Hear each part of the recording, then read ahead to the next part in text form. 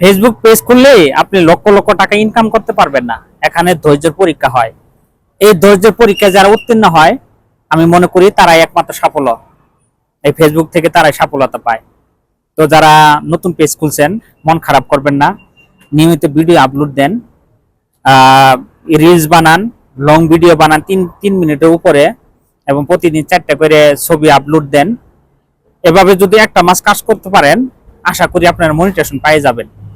তবে দেখেন, যারা পেজ খুলছে, ভিডিও ছাড়তেছে, ভিউয়ার্স আসতেছে না, তখন মন খারাপ করে। যেহেতু পেজ খুললাম, ভিডিওতে ভিউ আসে না, একটা ছবি আপলোড দিলে দেখা যায় কেউ লাইক করে না, কমেন্ট করে না, এতে মন খারাপ করার কিছুই নাই। যারা দেখবেন বড় পেজের কন্টেন্ট ক্রিয়েটর হয়েছে, তারা কি এত সহজে হয় নাই, তারাও এই ফেসবুকের পিছে কিন্তু সময় দিছে। আপনারাও পারবেন, ওইটুকু ধৈর্য ধরতে হবে। এখন আমরা যদি মনে করি একটা গাছ, এই যেমন একটা তাল গাছ, সরি তাল গাছ না, এটা হইলো আমরা খেজুর গাছ। এই খেজুর গাছটা গাইরে যদি আমি বলি যে খেজুর গাছ তুমি আমার খেজুর দাও, গাছ কখনো খেজুর দিতে পারবে না। এই গাছটা কি করতে হবে? পরিচর্যা করতে হবে এবং বড় বানাইতে হবে। যখন বড় হবে দেখবেন অটোমেটিক কিন্তু খেজুর দিবে।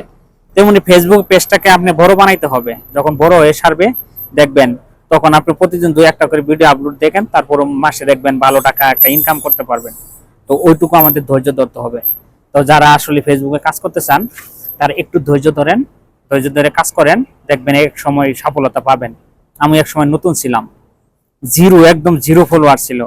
আপনাদের ভালোবাসায় আইস আমার 13+ হয়ে গেছে। তো আলহামদুলিল্লাহ। তো আপনারা সর্বসময় সাথে থাকবেন, আমি আপনাদের সাথে আছি ইনশাআল্লাহ।